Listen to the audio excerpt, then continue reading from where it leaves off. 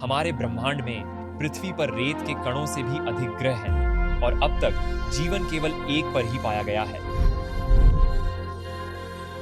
लेकिन खगोलविद खोज कर रहे हैं। वे अभी हमारी आकाशगंगा में पृथ्वी 2.0 की तलाश में हैं, एक ऐसी चट्टानी दुनिया जहां जीवन से भरे पानी के महासागर हों। और अगर हम भाग्यशाली हुए तो एक बुद्धिमान विदेशी सभ्यता भी मिल सकती है जिससे हम संवाद कर सकें। 100 साल पहले वैज्ञानिक कहते थे कि यह असंभव है, लेकिन ऐसा नहीं है और हर दिन हम इस लक्ष्य के करीब पहुंच रहे हैं। वास्तव में कुछ वैज्ञानिक तो पहले से ही आश्वस्त हैं कि हमें इन रहस्यमयी दुनियाओं में से कुछ पर जीवन के प्रमाण मिल चुके हैं।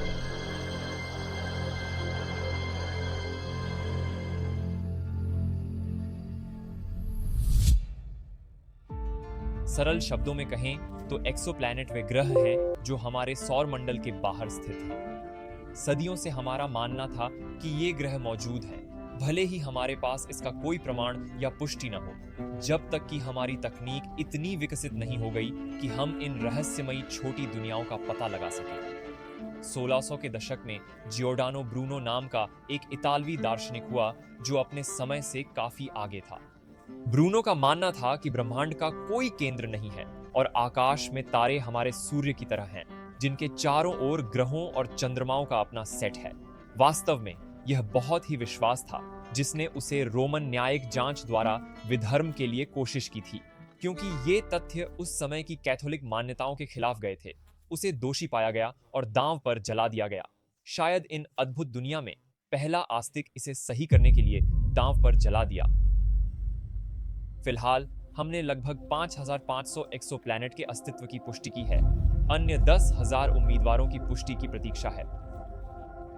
और हमने जो ग्रह खोजे हैं उनमें से कुछ वास्तव में अविश्वसनीय हैं।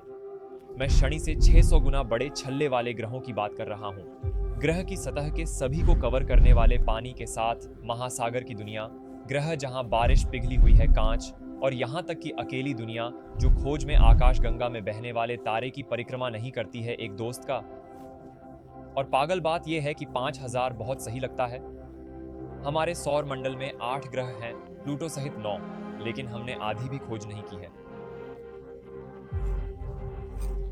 यह हमारी मिल्की वे गैलेक्सी है। यहां 100 से 200 अरब तारे हैं और उनमें से अधिकांश के चारों ओर ग्रह घूम रहे हैं। मैं जब कहता हूं कि हमने 5000 एक्सोप्लैनेट खोजे हैं तो आप शायद ऐसा ही कल्पना करते हैं ना? लेकिन वास्तविकता यह है कि हमने सिर्फ अपने निकटतम तारे को ही खोजा है। यह जगह है जहां आप हैं और ये सभी पहचाने गए एक्सोप्लैनेट प्रणालियां हैं। हमने अपनी खोज केवल शुरू की है। हमारी गैलेक्सी में ही हमें अरबों ग्रहों की खोज करनी बाकी है। अगर मैंने आपसे कहा कि एक एक्सोप्लैनेट खोजें तो आप शायद अपने टेलीस्कोप को एक तारे की ओर मोड़ेंगे और इतनी तेजी से झूम करेंगे कि आपको उसके चारों ओर घूमते हुए छोटे ग्रह दिखाई दें। सही है ना? हमारे सौर मंडल में शनि या बृहस्पति की खोज के समान। लेकिन यह इतना आसान नहीं है। आप देखें, अधिकांश तारे बहुत चमकीले होते हैं और ग्रह बहुत छोटे होते हैं। और अगर हमें उन एक्सोप्लैनेट्स की तस्वीर लेनी हो तो यह एक बड़ी समस्या है।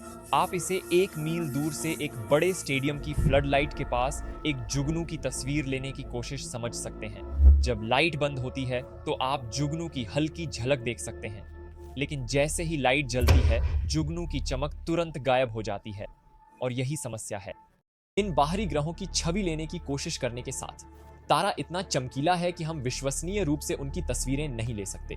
हमारे द्वारा खोजे गए 5,700 बाहरी ग्रहों में से केवल 59 को इस प्रत्यक्ष इमेजिंग तकनीक से खोजा गया था।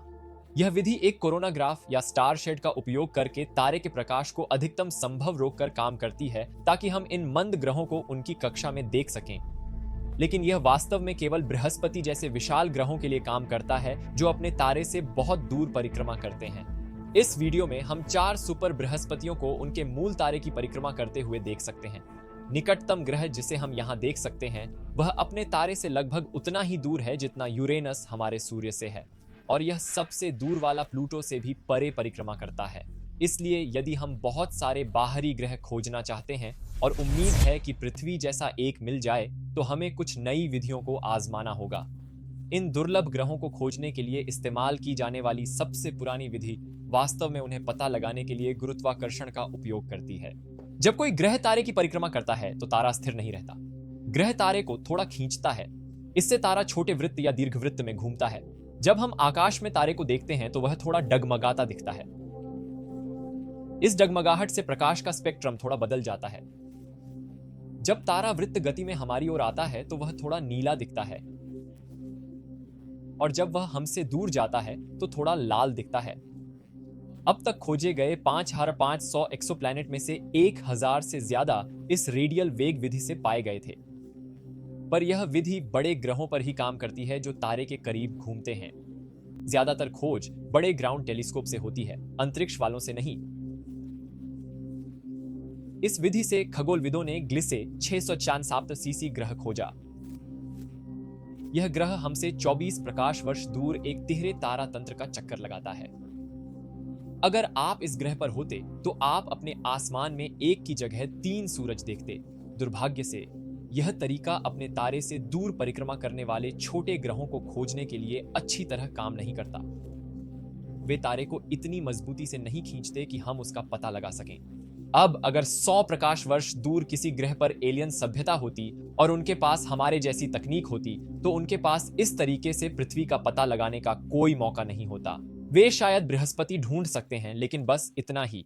तो अगर लक्ष्य पृथ्वी 2.0 खोजना है, तारे के रहने लायक क्षेत्र में घूमने वाली एक छोटी चट्टानी दुनिया, तो हमें कुछ नया आजमाना होगा, और यहीं पर ट्रांजिट विधि काम आती है। कल्पना कीजिए, आप धूप के दिन सूरज को देख रहे थे और अचानक एक पक्षी को सूरज के सामने से उड़ते देखा। यह सूरज की कुछ रोशनी को आपके पास पहुंचने से रोकता है, जिससे चमक एक पल के लिए मंद पड़ जाती है। यही मूल रूप से ट्रांजिट विधि काम करती है। जब ग्रह अपने तारे की परिक्रमा करता है तो कभी कभी वह हमारे और तारे के बीच से गुजरता है, कुछ प्रकाश को अवरुद्ध करता है, जिससे हम ग्रह का पता लगा सकते हैं। हम इसे अपने सौर मंडल में तब देखते हैं जब शुक्र सूर्य के सामने से गुजरता है। 2009 में जब नासा ने केपलर स्पेस टेलीस्कोप लॉन्च किया तो उनका लक्ष्य लगभग 5 लाख सितारों को देखकर पृथ्वी जैसे एक्सोप्लैनेट को ढूंढना और यह देखना था कि क्या वे मंद पड़ रहे हैं। कई वर्षों तक एक ही तारे को देखकर वे सटीक रूप से माप सकते हैं कि कितने ग्रह उसकी परिक्रमा कर रहे हैं और उन्हें कितना समय लगता है। यदि हर 100 दिनों में आप चमक में एक ही गिरावट देखते हैं तो यह एक ग्रह का संकेत है। यह विधि अब तक सबसे उपयोगी रही है और अब तक खोजे गए 80% से अधिक एक्सोप्लैनेट्स का पता लगाने के लिए जिम्मेदार है। और इसका उपयोग करके उन्होंने ऐसे ग्रहों को खोजा है जैसे APST वेंट प्रणाली। लाल बौने तारे के चारों ओर घूमती 7 चट्टानी दुनिया की यह प्रणाली ब्रह्मांड में अन्यत्र जीवन के प्रमाण का पता लगाने का हमारा सर्वोत्तम अवसर हो सकती है, और जेम्स वेब स्पेस टेलीस्कोप पहले से ही इसकी खोज कर रहा है, परंतु यह पूर्णतया सटीक नहीं है।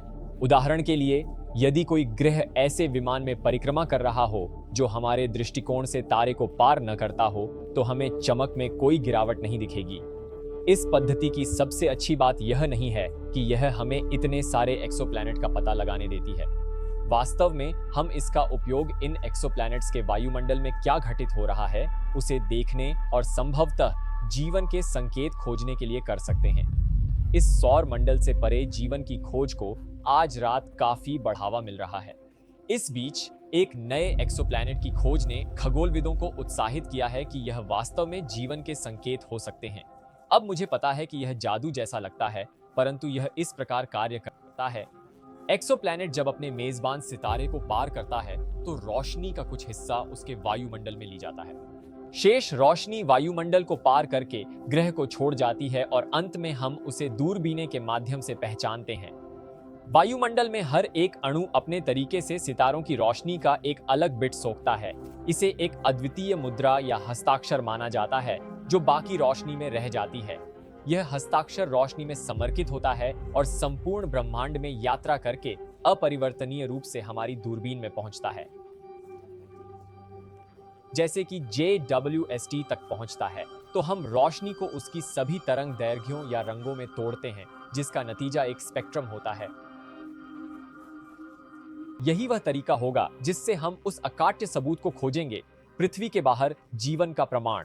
वास्तव में कुछ लोग मानते हैं कि हमने ऐसा पहले ही कर लिया है, बस कुछ हफ्ते पहले खगोलविदों ने इन ज्ञात महासागरीय दुनियाओं में से एक K2-18b के स्पेक्ट्रम का विश्लेषण किया और उन्हें कुछ अजीब मिला।